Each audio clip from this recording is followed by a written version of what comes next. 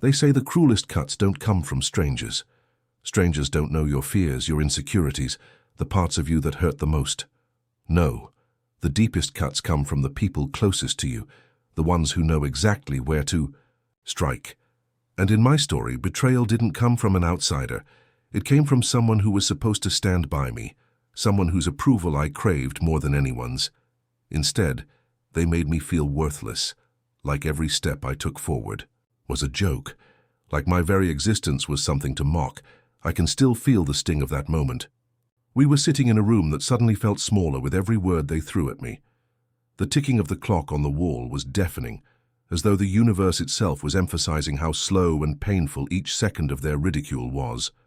Their laughter was sharp, cutting through me like broken glass, and the worst part, they didn't even try to hide their delight in watching me shrink smaller and smaller.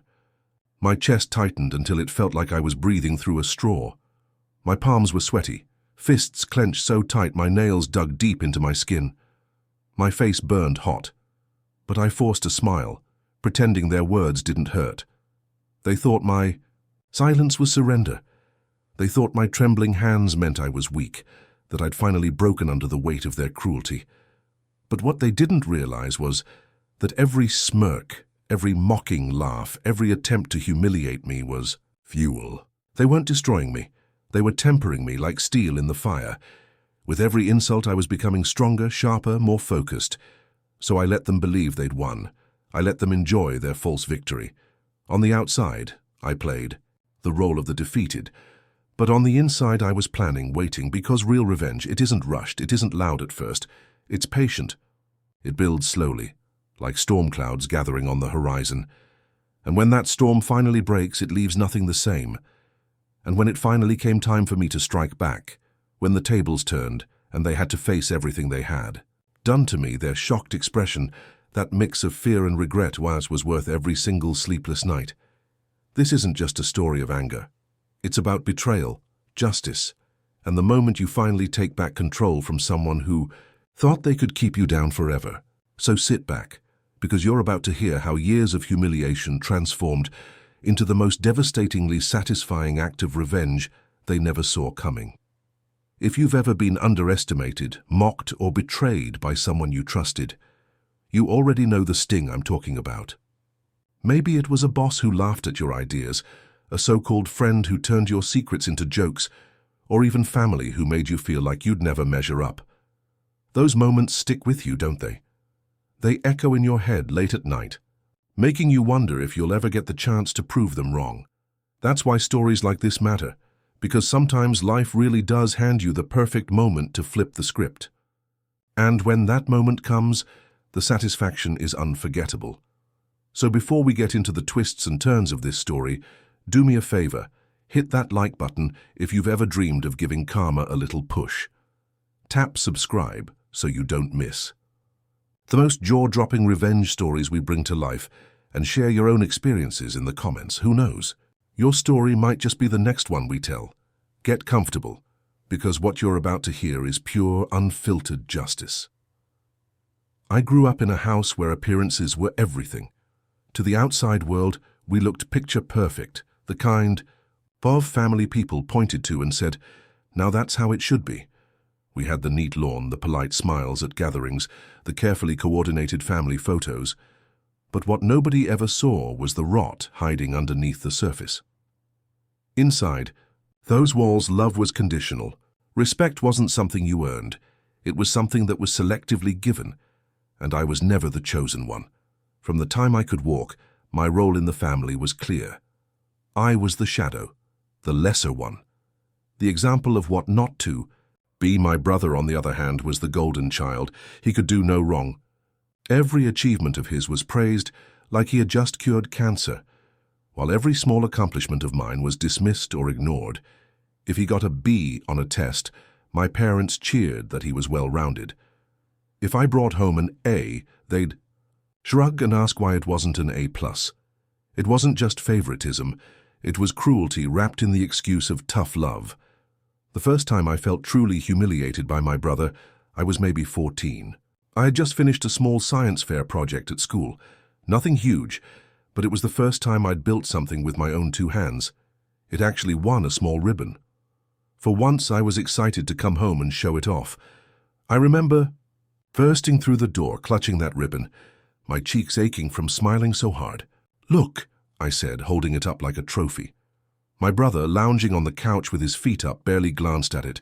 Then, with a smirk that still makes my stomach twist, he said, "That's it? You're proud of that? God, you're pathetic." The words knocked the wind out of me. My chest tightened and my face grew hot. I looked to my parents, hoping for backup. My mom gave a weak chuckle, the kind of laugh you let out when you want to smooth things over but don't actually care. My dad rustled his newspaper, eyes never leaving the page. No one defended me, and in that silence my brother's smirk widened. He had made his point. That moment set the tone for years to come. Family dinners became open-season comedy shows, with me as the punchline. If I stumbled over a word, he turned it into a joke everyone laughed at. If I did something well, he found a way to twist it into failure. Once I cooked dinner for everyone, carefully following a recipe. He took one bite, spat it back onto his plate, and said, "Guess you're even bad at boiling water." The table erupted in laughter, and I wanted the ground to swallow me whole. I learned to stay quiet. I learned to laugh along, to nod, to pretend it didn't bother me. But inside, every insult carved another scar. The breaking point came during a family gathering one summer evening. The house was full, aunts, uncles, cousins, all packed around the dining table. The smell of roasted meat and spices filled the air, and laughter bounced off the walls. It should have been a happy moment, but with a few drinks in him, my brother decided it was the perfect time to put me on display. He launched into a story, an exaggerated version of me messing up at school. He added details that weren't true, turning it into a spectacle. "You should have seen it," he said, standing up and acting it out, mimicking my voice in a whiny tone. He froze like an idiot in front of everyone. The room exploded with laughter. My relatives shook their heads, muttering, "Oh, that's just him," as though I was a clown whose only role was to amuse them. I sat frozen. My fork hovered above my plate, my heart hammered against my ribs, and my ears burned so hot it felt like fire. My vision blurred with unshed tears, and every muscle in my body screamed at me to run. But I didn't move. I forced a laugh, the fakest sound I've ever made, because I refused to give them the satisfaction of seeing me break. Inside, though, I was crumbling. That night, lying awake staring at the ceiling fan spinning above me, something shifted. For the first time, I admitted the truth to myself. It wasn't going to stop. My brother wouldn't magically wake up one day and treat me with respect. My parents weren't going to step in and shield me. If I wanted justice, if I wanted freedom from this constant humiliation, I would have to take it myself. And in that moment, a seed was planted. A dangerous, intoxicating seed. Not of petty revenge, not of childish payback, but of something bigger. Something that would strip away the power my brother had held over me all my life. I didn't know how, and I didn't know when. But I swore to myself. One day he would regret every cruel word. One day he would look at me and realize he had created the very storm that would destroy him. As the years rolled on, the dynamic between me and my brother didn't improve, and it worsened. What had started as casual jabs in childhood evolved into full-blown humiliation rituals. He had discovered that he could control the entire room, with a single joke at my expense, and once he realized how much power that gave him, he wielded it like a weapon. By the time I reached my late teens, I had become the designated family clown. Not by choice, but because my brother forced the role on me and everyone else played along. He would tell people, "Oh, don't take him seriously, he's hopeless." If I tried to speak during gatherings, he'd talk over me, exaggerating my words into something foolish. The crowd always laughed, even when I could see some of them weren't sure if it was funny or cruel. I still remember one evening when we had guests over, family friends my parents were desperate to impress. I tried to join the conversation, to contribute something thoughtful. I barely got 2 sentences out before my brother leaned back in his chair, smirked, and said, "Here we go. The genius has something to say. Everyone prepare for your IQ to drop." The table roared with laughter, the guests included. I wanted to melt into the floor. Later that night, I overheard one of those guests tell my father, "Your older son is such a character. He really knows how to keep everyone entertained." They weren't talking about me. They were talking about him, about how funny he was for tearing me down. That cut deep. Because here's the thing, it wasn't just jokes. It was erasure. Every time I tried to build something for myself, the confidence, reputation, dignity, he smashed it before it could stand. And the worst part? He was teaching everyone around us to do the same. By the time I was in college, the damage had been done. I walked into classrooms expecting to be dismissed. I entered friendships waiting for betrayal. My brother's voice was in my head constantly, whispering that I was worthless, pathetic, a failure. And yet, somewhere deep inside there was a part of me that refused to die. A spark. That spark flickered brighter one winter break when I came home to visit. I had been quietly working on myself in ways nobody noticed, reading, learning, pushing through my insecurities. I had ideas, ambitions, things I wanted to build, but I hadn't shared them with anyone. Not yet. One night after dinner, I finally worked up the courage to bring it up. I told my family I was thinking about starting a small project, something that could grow into a business if I worked hard enough. My heart pounded in my chest as I spoke. For once, I wanted them to see me as more than a joke. The silence that followed was deafening. Then came the laugh, that same mocking laugh I had known my whole life. My brother leaned back in his chair, clapped his hands together like he was applauding a circus act and said, "You? Start a business? Don't make me laugh. You can't. To even manage your own life, you'd go broke in a week. Honestly, you'd be better off flipping burgers." Everyone laughed with him. Even my parents cracked a smile, and something inside me snapped. It wasn't the kind of snapping where you scream or lash out. No, this was quieter, colder. My chest stopped heaving, my face went still, and in that moment, I made a promise to myself. I will prove you wrong. And when I do, you'll choke on your own words. That night I lay awake for hours, staring at the ceiling. My brother's words repeated in my mind, but this time, they didn't weaken me.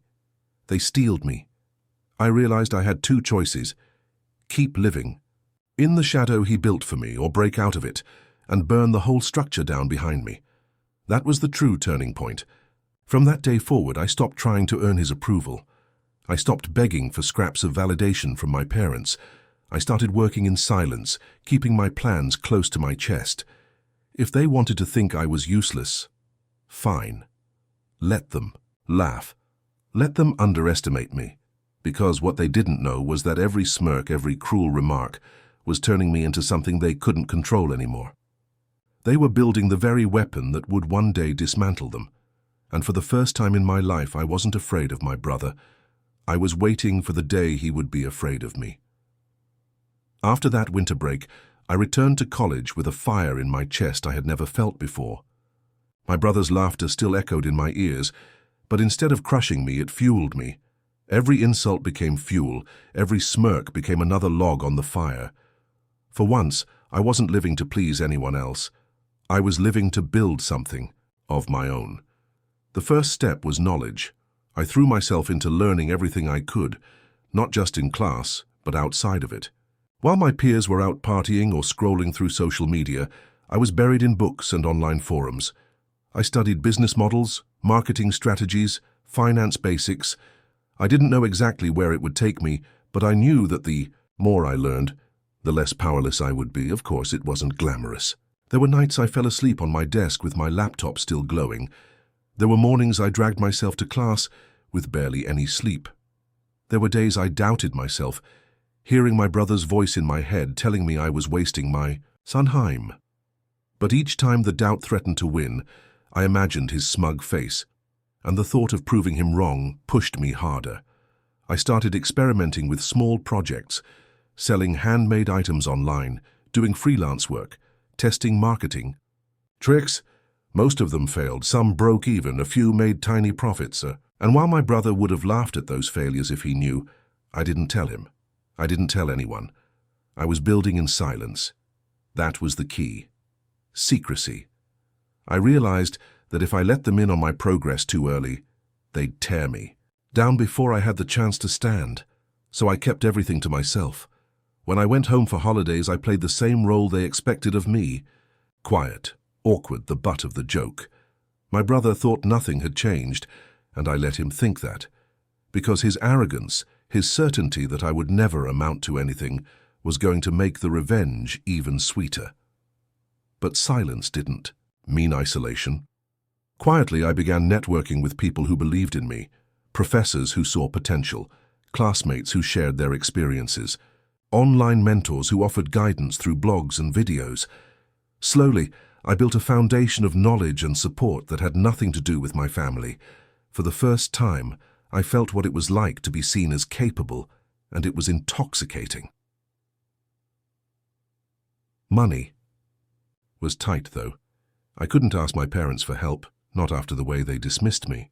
So I worked side jobs. I waited tables, I stocked shelves, I even mopped floors late at night. Every dollar went straight back into my projects. It was exhausting, humiliating at times, but it made me resilient. Each shift I survived was proof that I was stronger than my brother's words. One memory stands out. I was working a night shift at a diner, scrubbing sticky floors while my body screamed for rest. My phone buzzed with a notification. My tiny online shop had made its biggest sale yet. It wasn't much, just a few $100s, but in that moment, standing there in my grease-stained uniform, I grinned so wide my face hurt. It wasn't about the money. It was about possibility. Proof that I could build something without anyone's permission. That grin? That was the first time I felt the taste of freedom. As months turned into years, my projects grew. I learned from every failure, refined every process. My bank account, once perpetually empty, slowly started to show signs of life. I didn't tell my family. I didn't need their approval anymore. In fact, I wanted them to believe I was still the same pathetic sibling they loved to mock. Because one day, when the timing was right, I would lift the curtain. And when I did, the shock on their faces would be the sweetest form of payback. The planning of my revenge wasn't just about building a business or proving myself. It was psychological. I knew my brother thrived on control, on the image of me as a failure. So my plan was simple. I would let him believe it for as long as possible. I would let him laugh, let him mock, let him sit on his throne of arrogance. And then, when my foundation was unshakable, I would pull it all out from under him in one devastating reveal. That thought kept me going. Every late night, every rejection, every sacrifice. I carried that image in my head.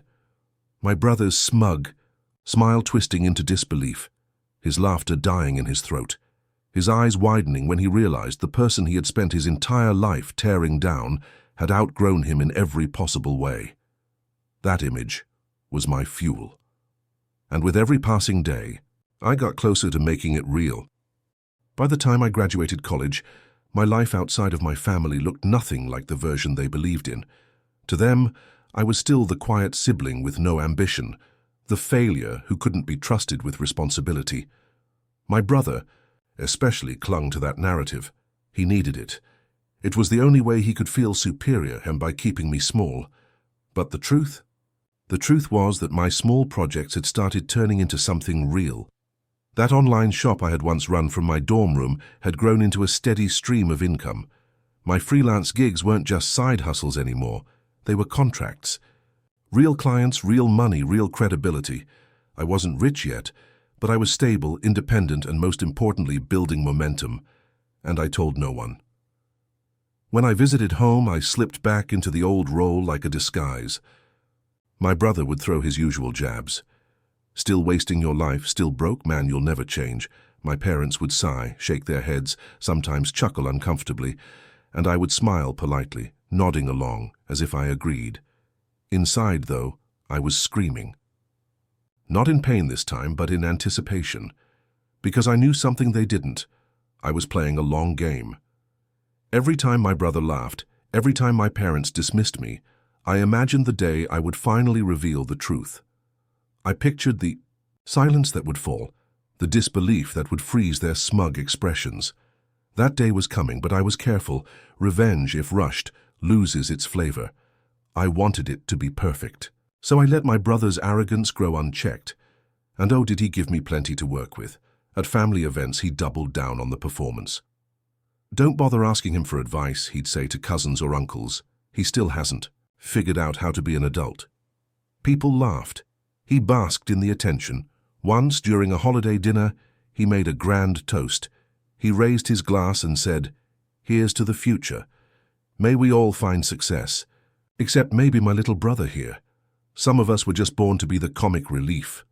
The room erupted with laughter, glasses clinking, as I forced a smile that nearly cracked my face. What none of them knew was that just a week earlier, I had signed my first 5-figure contract with a client who trusted me to deliver results. That one deal alone was worth more than my brother had earned in months at his cushy corporate job. The contrast was almost poetic. Every insult, every jab, became less painful and more amusing.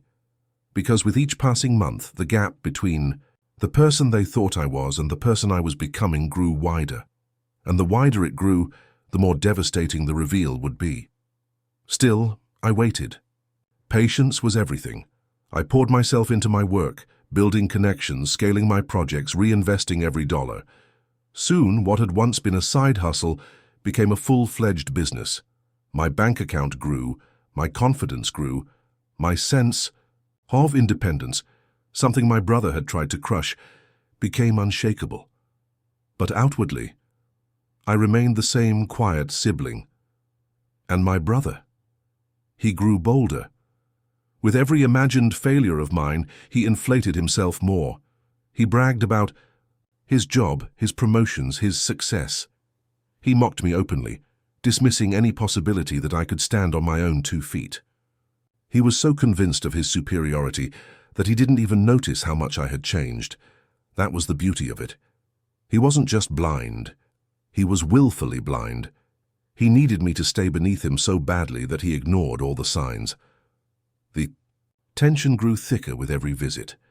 I would sit across from him at the dinner table, listening to his voice drone on about how useless I was, while secretly knowing I could buy and sell his entire career path if I wanted to. It was intoxicating, and finally the moment began to present itself. A family gathering was on the horizon, a big one. Relatives from out of town, old family friends, everyone who had ever laughed at my expense. It would be the perfect stage for weeks leading up to it. My brother amped up the ridicule. "You better not embarrass us in front of the family," he sneered one evening. "Actually, scratch that. It's what you do best." I smiled, calm and collected, my heart pounding, with the delicious secret I was holding, because what he didn't realize was that the stage he was preparing, the spotlight he thought he owned, it was about to be mine, and the humiliation he had spent years serving me on a silver platter was about to come crashing back onto him, in front of the very audience he had always used to break me.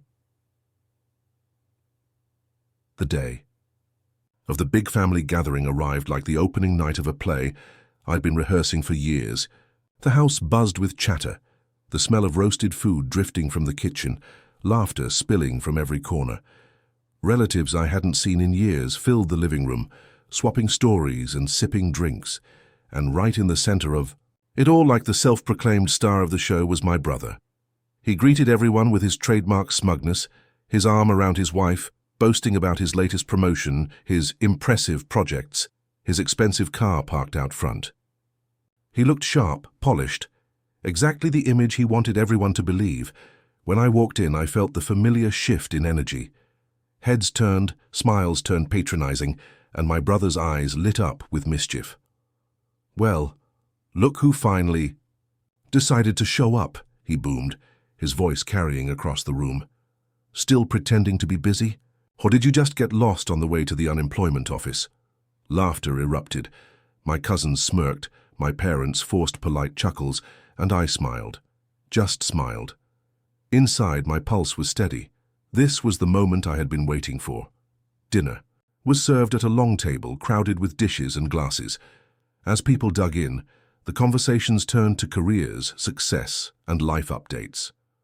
One by one, family members shared their achievements, new jobs, new homes, promotions, milestones.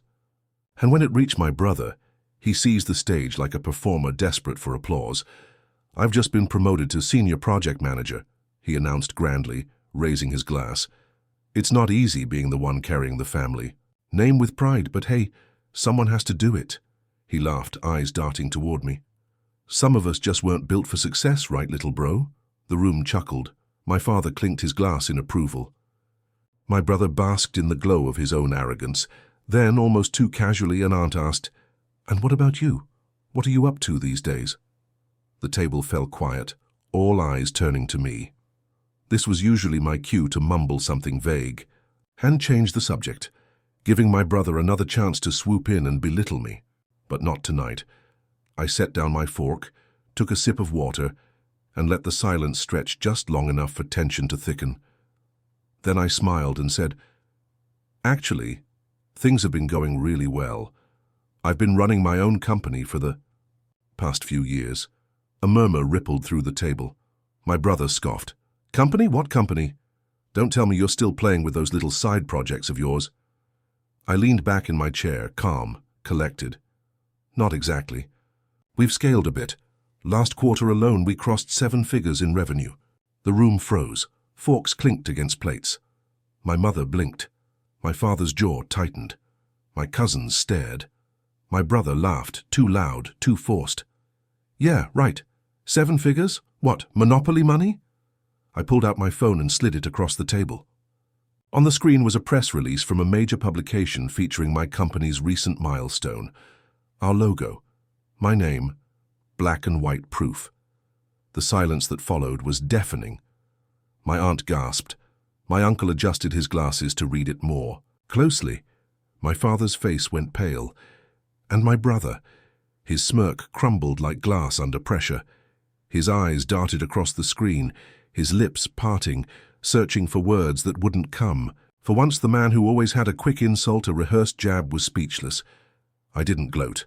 I didn't need to. I simply smiled and said, "I guess all those nights of wasting my time paid off after all." The table erupted, not with laughter, but with murmurs of disbelief and admiration. Questions flew at me. "How did you do it? When did this happen? Why didn't you tell anyone?" I answered calmly, humbly, letting the weight of the reveal sink in. My brother sat stiff, his fork untouched, his face flushed with humiliation. Every time someone praised me, every time another relative asked me about my success, his discomfort deepened. He tried to interject once or twice, but his words fell flat, drowned out by the tide of curiosity and respect flowing in my direction. For years he had built himself up by tearing me down. And now, in the span of a single dinner, the foundation of his arrogance had collapsed. As dessert was served, I caught his eye. He looked at me with a mixture of anger and something else, something he'd never allowed himself to feel toward. Me before fear. And in that moment I felt it, the release, the triumph, the justice. My revenge wasn't loud, it wasn't cruel. It was simple, undeniable, and devastating. I didn't need to rub it in. The look on his face was more satisfying than any insult I could have delivered. For the first time in my life, I wasn't the punchline, I was the story. After the dinner ended, the house didn't feel the same.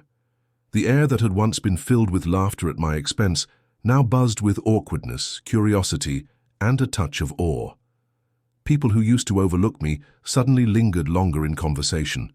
Cousins who once parroted my brother's insults now asked for my advice. Even my parents, who had always shaken their heads at me, were quieter, more cautious in their words. But no one shifted more than my brother.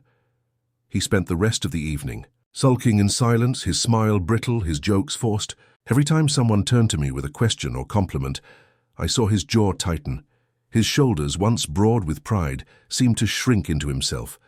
The man who had ruled every family gathering with his arrogance was now a shadow, sitting on the sidelines as the spotlight moved elsewhere. For years I had been the background character in his performance. Now, he was the one fading into irrelevance. The days that followed only deepened the divide. Word of my success spread quickly through the family. Uncles called me to congratulate me. Aunts shared the article on Facebook with captions like, "So proud of our nephew." Cousins who had once rolled their eyes at me now sent messages asking if I could help them with business ideas. The narrative had shifted completely, and my brother couldn't stand it. He tried, of course. He tried to reclaim his throne.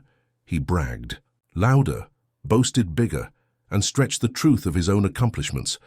But no matter how hard he tried, his words fell flat against the weight of my reality. I didn't have to say much. The facts spoke for themselves. At one point, he cornered me in the hallway during another family visit. His voice was low, bitter. "You think you're better than me now?" he spat, his eyes narrowed. I looked at him calmly. "I don't think I'm better than anyone. I just stopped letting you define me." He flinched as if the words were sharper than any insult. For years he had lived comfortably, knowing he could measure himself against me and always come out ahead. But now, that security was gone. He no longer had the easy comparison that propped up his ego, and without it, he was unraveling. I noticed the cracks everywhere. His stories about work grew more desperate, more exaggerated. His jokes about me turned into awkward silences when no one laughed. Even his body language betrayed him, shoulders hunched, eyes darting, laughter too loud to be genuine. What struck me most was how fragile he truly was. All those years he had built himself up as the successful one, the smart one, the leader. But that identity had only been possible because I played the role of the failure. When I stepped out of that role, when I showed the truth, his entire self-image crumbled, and I didn't even have to destroy him. He did it to himself. The family saw it too. Slowly, subtly, their admiration for him waned. Where they once clapped at his boasts, now they listened politely, eyes shifting elsewhere.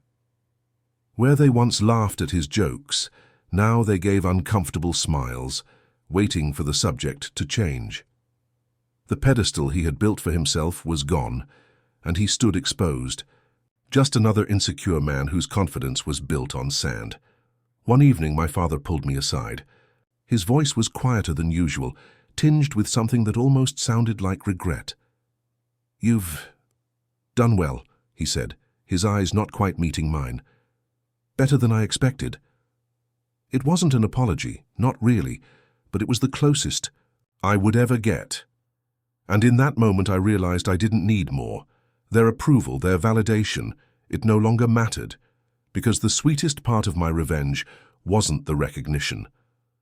It wasn't the applause, the compliments, or the newfound respect.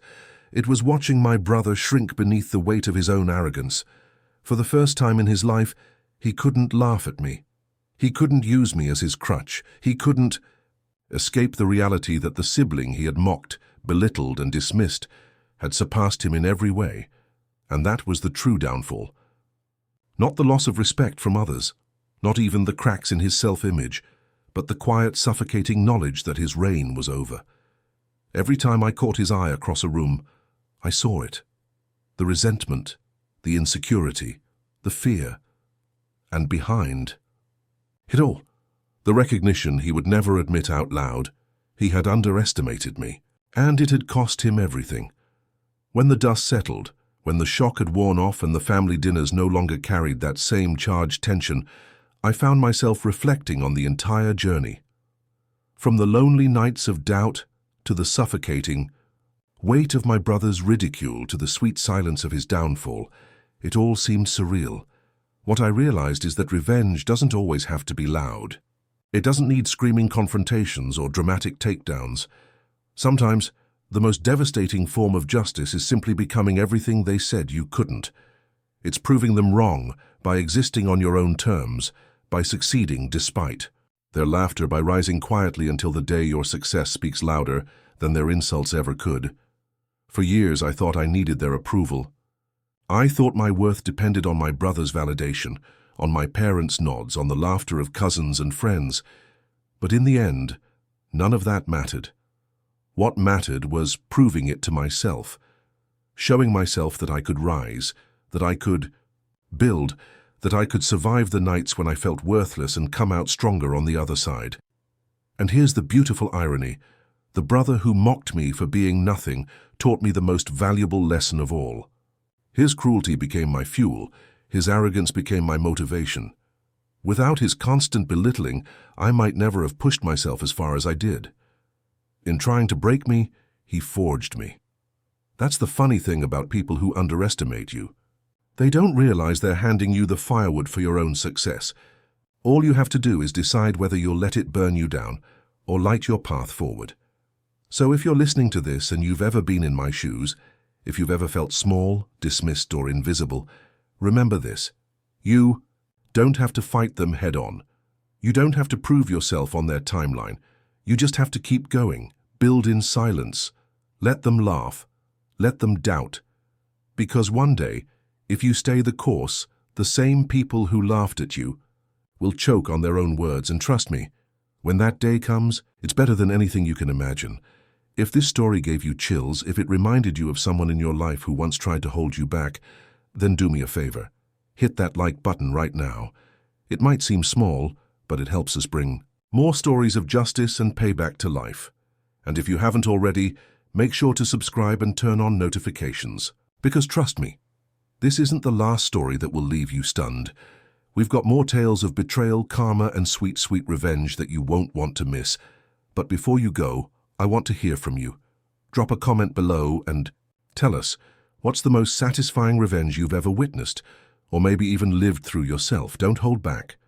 Your story could inspire someone else out there who's still in the trenches, still waiting for their moment to rise. Remember, the best revenge isn't always about tearing someone else down. It's about lifting yourself up so high that they can never reach you again. Thank you for listening. Thank you for sharing your time, and thank you for being part of this community of people who know the power of justice. Until next time, stay strong, stay patient, and never forget, karma always finds its way home.